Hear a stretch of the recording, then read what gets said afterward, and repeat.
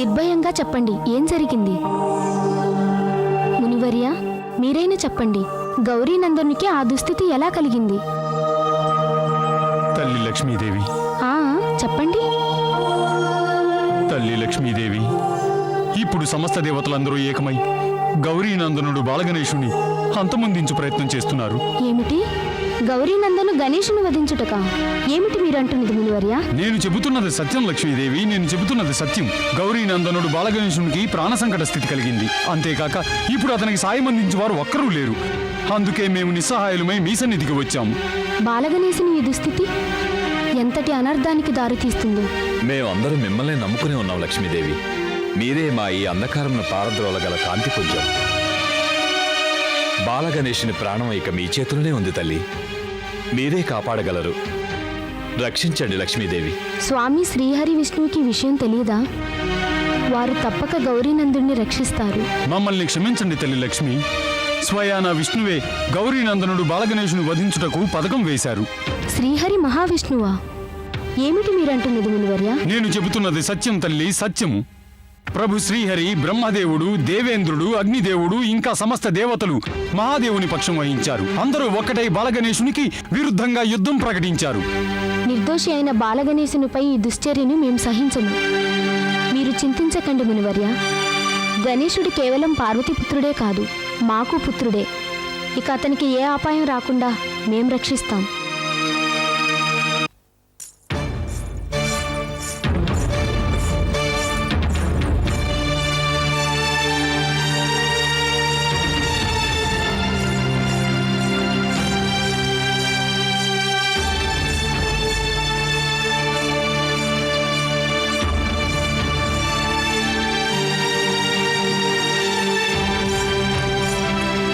నారాయణ నారాయణ.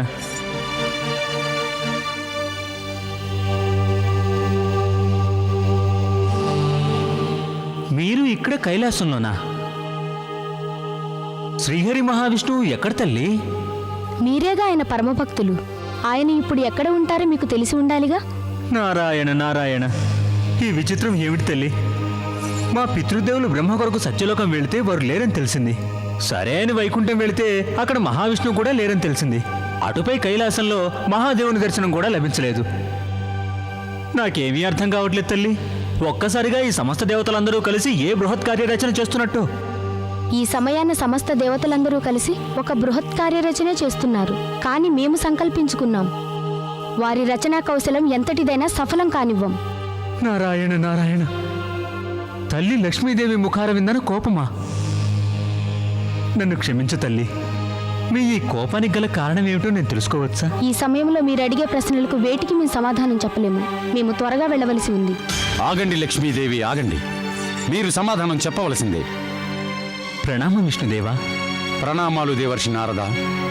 లక్ష్మీదేవి, మీరు మాకు సమాధానం చెప్పే ఇక్కడి నుండి వెళ్ళాలి. ఆ సమాధానం మీకు రణభూమిలోనే లభిస్తుంది స్వామి. రణభూమి అంటే అర్థం ఏమిటి అనర్థం దేవి? ఈ అనర్థానికి పరిణామం ఏమిటో తెలుసా మీకు? అనర్థం మీ వల్ల జరగనుంది స్వామి. మీరు ఏమి చేయబోతున్నారో దాని పరిణామం ఏమిటో మీకు తెలియదా స్వామి? మీరు ఏ నిర్ణయం అయితే తీసుకున్నారో అది అనుచిత నిర్ణయం దేవి. ఒక అహంకారి అయిన బాలుడి పక్షం వహిస్తున్నారు మీరు. అయితే మీరెందుకు చంద్రమౌళీశ్వరుని పక్షం వహించారు? ఆయన మహాదేవుడనేగా. చంద్రమౌళీశ్వరుని పక్షం వహించడం మా పరమ కర్తవ్యం. ఆ మహాదేవుడు సంకట స్థితిలో ఉన్నప్పుడు ఆయనకు సాయం అందించడం మా పరమ ధర్మం. మీరు కూడా ఆయనకే సాయం అందించాలి. ఆ దుష్టబాలుడికి సాయం అందించరాదు దేవి. అసంభవం. మీ సమస్త దేవతల దృష్టిలో న్యాయం మరణించి ఉండవచ్చు, కానీ మా దృష్టిలో న్యాయం బతికే ఉంది. మీరు న్యాయం కాదు, ఆ మహాదేవుని జీవితానికి అన్యాయం చేయబోతున్నారు. అది మీకు అర్థం కావడం లేదు లక్ష్మి. మహాదేవుని జీవితానికి అర్థం ఉంది, కానీ నిర్దోషి అయిన బాలుని జీవితానికి మాత్రం అర్థం లేదా? మీరు అర్థం చేసుకునే ప్రయత్నం చేయండి దేవి. మేము ఆ బాలుడి శత్రువులం కాదు. మీరు ఆ బాలుడి శత్రువులు కారు, అలా అని మంచి జరగాలని కాంక్షించరు. అంటే ఏమిటి మీ ఉద్దేశం? సమస్త దేవతల శక్తి ముందు మీరు నిలవగలం అనుకుంటున్నారా? సదా మా దేవరుల శక్తి ముందు మీరు తలవంచారన్న సంగతి మర్చిపోకండి. ఇక మీ యుద్ధం పార్వతీనందుడు గణేశునితో కాదు, అతని వెంట ఉన్న సమస్త దేవరులతో. నారాయణ నారాయణ నారాయణ. ఇది ఘోర అనర్థం తల్లి, ఘోర అనర్థం. ఏం జరుగుతుంది ప్రభు? ఆ బాలుని కోసం మీరు ఇరువురు పరస్పర యుద్ధానికి సిద్ధపడుతున్నారా? దేవర్షి నారద, మీరే లక్ష్మీదేవికి నచ్చ చెప్పండి. ఆమె తీసుకున్నది సముచిత నిర్ణయం కాదని. మీ సమస్త దేవతలు ఒక పసిబాలుని హత్య చేయాలని పూనుకోవడం సముచితమా? అతని నుదుటిపై మరణించాలని గనక విధి రాసి ఉంటే అది జరుగుతుంది. మేము కేవలం యుద్ధంలో మహాదేవునికి సాయం అందిస్తున్నాం. మేము ఈ యుద్ధంలో గణేశునికి సాయం మాత్రమే అందిస్తున్నాం. మీరు ఆ మహాదేవునికి సాయం అందించాలనుకుంటే అందించండి, మాకు అభ్యంతరం లేదు. కానీ మమ్మల్ని ఆపే హక్కు మీకు లేనే లేదు. మీరు అనుచిత కార్యం చెయ్యబోతుంటే మిమ్మల్ని ఆపక తప్పదు దేవి. స్వామి, మేము ఈ సమయాన మీ ఏ ఆజ్ఞను పాటించబోము. ఈ క్షణాన మా దృష్టిలో మీరు అన్యాయం చేశారు. మీరు ఒక బాలుడిని హత్య చేయాలనుకుంటున్నారు, మేము రక్షించాలనుకుంటున్నాం. మీరు ప్రాణం తీయాలనుకుంటుంటే మేము కాపాడాలనుకుంటున్నాం. ఒక్క విషయం మర్చిపోకండి స్వామి, చంపేవాడి కన్నా ప్రాణం పోసేవాడే గొప్పవాడు. వెళ్ళండి, మీరు వెళ్ళి యుద్ధానికి సిద్ధం కండి. బాలగణేశునికి రక్షణ మేం కల్పిస్తాం. మహావిష్ణువుకై ఇంకా నిరీక్షించటం సమంజసం కాదు. మేము ఉపక్రమించకపోతే మా భవనం ముందున్న ఆ బాలుడు శక్తి మరింత పుంజుకుంటుంది. దేవగణాలు యుద్ధానికి సిద్ధంగానే ఉన్నారు మహాదేవ. కానీ మనం శ్రీహరి విష్ణుదేవుని రాకకై కాసేపు నిరీక్షింపక తప్పదు. ఆయన రాకుండా యుద్ధానికి వెళ్ళడం సమంజసం కాదు కదా. ఇక ఇప్పుడు మనం ఎవరూ యుద్ధానికి వెళ్ళవలసిన అవసరం లేదు చంద్రమౌళేశ్వర. యుద్ధానికి వెళ్ళవలసిన అవసరం లేదా? ఏమిటి మీరంటున్నది శ్రీహరి? ఒకవేళ మీరు ఆ బాలుణ్ణేమైనా వధించి వస్తున్నారా? ఇకపై ఆ బాలుడిని వధించడం అసంభవం. ఒక చేతగాని భీరుగుని వలె మాట్లాడుతున్నారు ఇవిడి శ్రీహరి. మేము కేవలం సత్యం చెప్తున్నాం చంద్రమౌళేశ్వర. ఒకవేళ బాలగణేశుని మనం వధించినట్లయితే ఆ యుద్ధం మహాయుద్ధంగా పరిణమిస్తుంది. ఆ యుద్ధ పరిణామం ఒకటే, మన సమస్త దేవతల వినాశనం. మనం త్రిమూర్తులం ఇక్కడుండగా సమస్త దేవతల వినాశనం అసంభవం. మీ సమస్త దేవతలందరూ మా కోపావేశాన్ని విస్మరించారా ఏమి? ఎవడు అంతటి ధైర్య సాహసాలతో మాకు విరుద్ధంగా రణభేరి మోగించినవాడు? మనకు విరుద్ధంగా రణభేరి మోగింది చంద్రమౌళేశ్వర. ఆ హెచ్చరికను వినే మేము మీ వద్దకు వస్తున్నాం. ఎవరు దేవతలకు విరుద్ధంగా రణభేరి మ్రోగించే దుస్సాహసం చేసిన వారు ఎవరు? దేవలోకమందలి సమస్త దేవేరులు. సమస్త దేవేరులా? ఇప్పుడు దేవలోకమందలి సమస్త దేవేరులు బాలగణేశుని పక్షం వహించి మనకు శత్రువులైనారు చంద్రమౌళేశ్వర. ఈ సమయంలో బాలగణేశునితో మనం యుద్ధానికి ఉపక్రమించడం మన పాలిట కఠినతరమే అవుతుంది. నేనిప్పుడే లక్ష్మీదేవి కంటిలో కోపావేశాన్ని చూసి వస్తున్నాను చంద్రమౌళేశ్వర. లక్ష్మీదేవ? ఇలా అయితే మన సమస్త దేవగణాలకు కఠిన సమస్య ఎదురైనట్టే. దేవేరులు బాలగణేశునికి అభయం ఇవ్వడం అంటే అది మనకు పరాజయమే. దేవేరుల పరాక్రమం, వారి శక్తి సామర్థ్యాల ముందు ఇప్పటి వరకు మనం ఓటమిని చవిచూడడమే జరిగింది. బాలగణేశుని వధించడం ఎన్నటికీ సాధ్యపడదు. అందుకని మనం యుద్ధం చేయడానికి మంచి సమయం కోసం వేచి ఉండక తప్పదు. ఓ విఘ్నేశ్వర, ఆ సమస్త దేవతలు ఇక ఎన్నటికీ మిమ్మల్ని వధించుటలో సఫలీకృతులు కాలేరు. చూడండి, ఇలా చూడండి, మిమ్మల్ని ఆశీర్వదించడానికి ఎవరు వచ్చారు. స్వామి విఘ్నేశ్వర, ఈవిడ సాక్షాత్తు విష్ణు సతి లక్ష్మీదేవి. లక్ష్మీదేవి గారా? ప్రణామాలు లక్ష్మీమాత. ఆయుష్మాన్ భవ పుత్ర. అమ్మా లక్ష్మీదేవి, మీరు కోరిన వెంటనే వచ్చి మాకు ఎనలేని ఉపకారం చేశారు. ఇది ఉపకారం కాదు, ఇది మా కర్తవ్యం. ఏమిటి పుత్ర? మునివర్యులు చెప్పారు, సమస్త దేవతలు మీతో యుద్ధానికి సన్నద్ధులవుతున్నారట. అవును తల్లి, ఇంతవరకు మా దోషమేమిటో మాకు అర్థం కాలేదు తల్లి. ఇక ఇప్పుడు మేము మిమ్మల్ని ఆశీర్వదిస్తున్నాం పుత్ర. మీరిక ఏ విషయానికి చింతించవలసిన అవసరం లేదు పుత్ర. ఆ సమస్త దేవతలు మీకు విరోధులైతే మేం మీ పక్షానున్నాం. ఇక వారితో యుద్ధం మీరు కాదు, మేం చేస్తాం. మేము కూడా యుద్ధాన్ని ఆశించడం లేదు తల్లి. మా తల్లిగారి ఆజ్ఞను పాటించడం మేం చేసిన తప్ప చెప్పండి తల్లి. తప్పు కాదు పుత్ర, తల్లి ఆజ్ఞను శిరసా వహించటం మీ ప్రథమ కర్తవ్యం. కానీ సమస్త దేవతలు ఈ విషయాన్ని అర్థం చేసుకునే ప్రయత్నమే చేయడం లేదు. మా తల్లిగారు మాతో ఎవరినీ భవనంలోనికి అనుమతినివ్వొద్దని ఆదేశించారు తల్లి. అటు తర్వాత మహాదేవుడు భవనంలోనికి ప్రవేశించాలని ప్రయత్నించారు.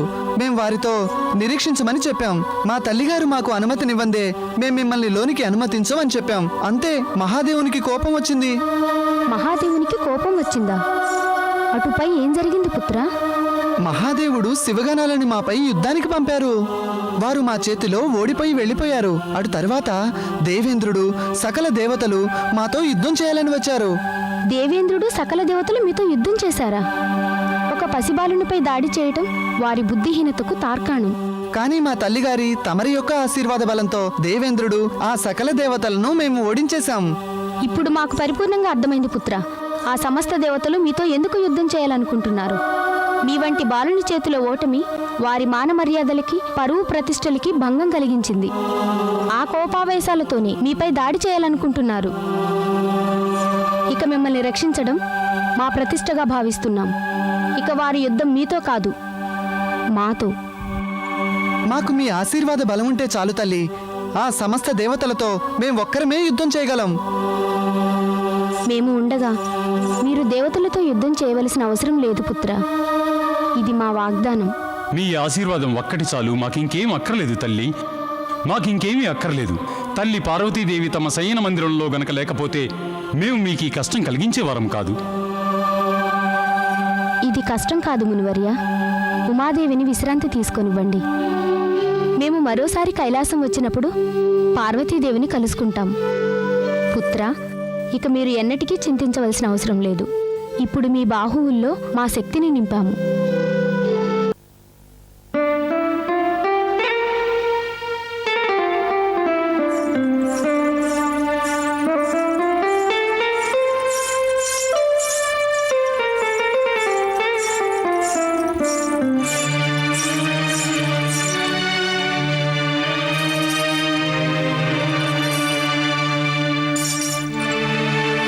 లక్ష్మీదేవి, మీరు ఈ సమయంలో ఇక్కడ ఏమిటి విషయం? ఏం జరిగింది? ఏదైనా ముఖ్య విషయమై ఆదేశించి ఉంటే మేమే స్వయంగా వచ్చేవారం కదా. అంత సమయం లేదు సరస్వతీదేవి. అందుకనే ఇలా మేము మీ వద్దకు రావలసి వచ్చింది. ఏం జరిగింది? ఏదైనా సంకటమా? సంకటమే కాదు, దేవేరుల మాన మర్యాదలు, వారి ప్రతిష్టకు సంబంధించిన విషయము. అసలు ఏం జరిగింది దేవి? మాకు మీ ముఖార విందమున కోపావేశం గోచరిస్తున్నది. ఎక్కడి నుండి వస్తున్నారు మీరు? యుద్ధం ప్రకటించి వస్తున్నా. యుద్ధం ప్రకటించి వస్తున్నారా? ఎవరిపై? స్వామి శ్రీహరి విష్ణుదేవునిపై. ఏమిటి? స్వామి శ్రీహరి విష్ణుదేవుడిపైన? ఏమిటి అసందర్భ ప్రేలాపన? ఇది నిజం దేవి. కానీ ఎందుకు ఎందుకు యుద్ధం ప్రకటించారు? మీరు వారితో యుద్ధం ఎందుకు చేయాలనుకుంటున్నారు?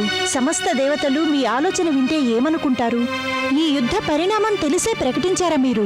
అది మాకు తెలుసు సరస్వతి. అందుకనే యుద్ధ ప్రకటన చేసి వస్తున్నాం. ఈ యుద్ధం సత్యాసత్యాలకు, న్యాయాన్యాయాలకు, ధర్మాధర్మాలకు జరుగుతోంది. ఇక ఈ యుద్ధంలో మీరు మా పక్షం వహించి మాతో చేతులు కలపక తప్పదు. తప్పక మేము మీ పక్షమే వహిస్తాం, అందులో సందేహం లేదు. యుద్ధానికి కారణం ఉన్నట్లే నివారణోపాయం కూడా ఉంటుంది కదా. మనం బ్రహ్మదేవుని చెంతకు వెళదాం లక్ష్మీదేవి. ఇప్పుడు బ్రహ్మదేవుడు శత్రువుల పక్షం వహించారు సరస్వతి. బ్రహ్మదేవుడు కూడానా? కేవలం బ్రహ్మదేవుడు ఒక్కరే కాదు, సమస్త దేవతలు శత్రుపక్షం వహించారు. కనుక మన సమస్త దేవేరులం వారి దాడికి ప్రతిదాడి చేయక తప్పదు. ఎందుకు యుద్ధం కోరుకుంటున్నారు? ఆ సమస్త దేవతలకు ఏం కావాలట? గౌరీనందన గణేశుని మృత్యువు. గౌరీనందనుడు గణేశుని మృత్యువా? కానీ ఎందుకు? వారి ప్రతిష్ట కోసం. కానీ మేము గౌరీనందనుడి గణేశునికి ఓ వాగ్దానం చేసి వచ్చాం. అతనికి రక్షణ ఇక మనం కల్పిస్తామని. ఎంతటి అన్యాయం ఇది! సమస్త దేవతలు ఒక పసిబాలుని హత్య చేయాలనుకోవటమా? గౌరీనందన గణేశుడు కేవలం పార్వతీపుత్రుడే కాదు, మన పుత్రుడు కూడా. ఇప్పుడు అతనిని రక్షించడం మన కర్తవ్యం దేవి. మరి దీనికి శ్రీహరి విష్ణుదేవుడు అంగీకరిస్తారా? ఆయన అంగీకరించినా అంగీకరించకపోయినా మనం గణేష్ని రక్షించి తీరుతాం. మేము ఆ యుద్ధ హెచ్చరిక శ్రీహరి విష్ణుదేవునికి చెప్పి వస్తున్నాం. అంటే సమస్త దేవతలు దాడి జరపాలని నిర్ణయించేశారా ఏమిటి? అవును సరస్వతీదేవి. ఇక ఈ దాడి గణేశునిపై కాదు, మనపై జరుగుతుంది. మనము ఈ దాడికి ప్రతిదాడి చేయక తప్పదు. సమస్త దేవతలు శత్రుపక్షం వహించినట్లయితే మన దేవేరులందరం కూడా ఒక్కటి కాక తప్పదు. మీరు చింతించకండి లక్ష్మీదేవి. పుత్రుడు బాలగణేశునికి అన్యాయం జరగనివ్వం. దేవగణాల దాడికి ప్రతి దాడి జరుపుదాం. మేము కేవలం ఈ సముచిత సమయం కోసం ఎదురు చూస్తున్నాం సంగరకాసురా. ఇదే ఆ సముచిత సమయం. ఇప్పుడే సమస్త బ్రహ్మాండమందు దైత్యుల రాజ్యస్థాపన జరగబోతోంది. సమస్త బ్రహ్మాండమందు దైత్యుల రాజ్యస్థాపన మేము కోరుకునేది అదే గురుదేవా. కానీ ఇది ఎలా సంభవించనుందో అది చెప్పండి మాకు. చెబుతాను విను సంగరకాసురా. అది ఎలా సంభవిస్తుందంటే, నీవు సాహసంతో అస్త్రం చేతబూనినప్పుడు అప్పుడు దేవతలొక్కరే కాదు, విశ్వము యావత్తు నీ చరణాల చెంతే ఉంటుంది. అసంభవం గురుదేవా, అసంభవం. ఆ బ్రహ్మదేవుడు, విష్ణుదేవుడు, ఆ మహాదేవుడు ఉన్నంతకాలం ఇది జరుగుట అసంభవము. ఇంద్రలోకం యమలోకం మా అధీనంలోకి రావటం పెద్ద విషయం కాదు, కానీ ఆ వైకుంఠమందు కైలాసమందు మా రాజ్య స్థాపన చేయటం అసంభవం గురుదేవా, అసంభవం.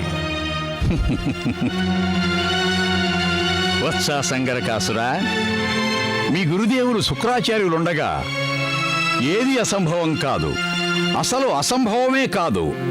మేము కేవలం దానికోసం నిరీక్షించామంటే ఎప్పుడు ఈ సృష్టి ధర్మం కుంటినడక నడుస్తుందో అప్పుడు మనం దానిని వధించడంలో కష్టం ఉండదు.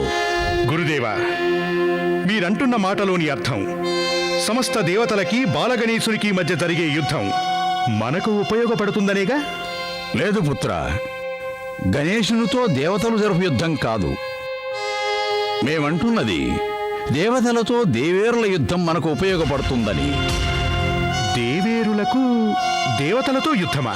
అవును పుత్ర సంగరకాసురా, ఇప్పుడు దేవేరులు గణేశును రక్షించుకునేందుకు దేవతలతో యుద్ధానికి సంసిద్ధులయ్యారు. దేవతలకు దేవేరులకు మధ్య యుద్ధమా? గురుదేవా, మాకిది ఎంతో ఆనందకరమైన విషయం. ఇక మా కార్యం మరింత సుగమమవుతుంది. మీరు నిశ్చింతగా ఉండండి గురుదేవా, నిశ్చింతగా ఉండండి. ఈ సంగరకాసురుడు సమస్త దేవతల శిరస్సులు మీ చరణాల వద్ద ఉంచుతాడు. వద్దు సంగరకాసురా, వద్దు.